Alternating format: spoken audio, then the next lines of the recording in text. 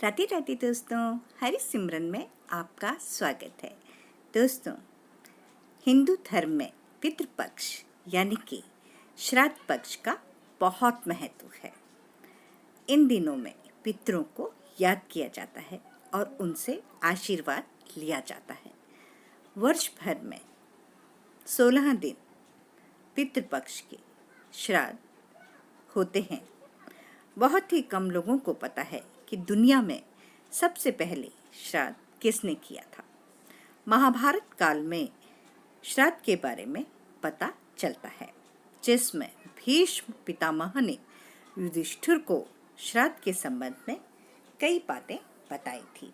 साथ ही यह भी बताया था कि श्राद्ध की परंपरा कैसे शुरू हुई और धीरे धीरे जनमानस तक कैसे यह परंपरा शुरू हुई। महाभारत के अनुसार सबसे पहले महातपस्वी अत्रि ने महर्षि निमि को श्राद्ध के बारे में उपदेश दिया था। इसके बाद महर्षि निमि ने श्राद्ध करना शुरू कर दिया। महर्षि को देखकर अन्य ऋषि मुनियों ने पितरों को अन्न देने लगे। लगातार श्राद्ध का भोजन करते करते देवता और पितर पूर्ण तृप्त हो गए। श्राद्ध का भोजन पाने से देवताओं पितरों को अजीर्ण रोग हो गया और इससे उन्हें परेशानी होने लगी। इस परेशानी से निजात पाने के लिए वे ब्रह्मा जी के पास गए और अपने कष्ट के बारे में बताया। देवताओं और पितरों की बातें सुनकर उन्होंने बताया कि अग्निदेव आपका कल्याण करेंगे। अग्निदेव ने देवताओं और पितरों से कहा कि अब से श्राद्ध में हम सभी साथ में भोजन किया करेंगे।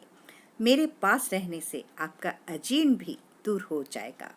यह सुनकर सभी प्रसन्न हो गए। इसके बाद से ही सबसे पहले श्राद्ध का भोजन अग्निदेव को दिया जाता है।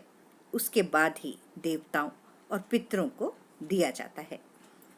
शास्त्रों में इस बात का भी उल्लेख मिलता है कि हवन में जो पितरों के निमित्त पिंड दान दिया जाता है, उसे ब्रह्म राक्षस भी दूषित नहीं करते हैं।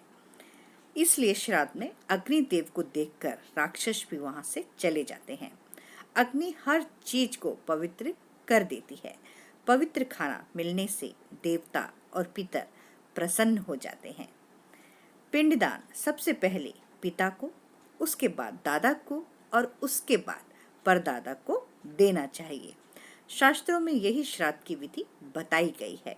जिसका भी पिंडदान आप दे रहे हैं, उस समय एकाग्रचित्त होकर गायत्री मंत्र का जप तथा सोमाय पितृमते स्वाहा का जप करना चाहिए।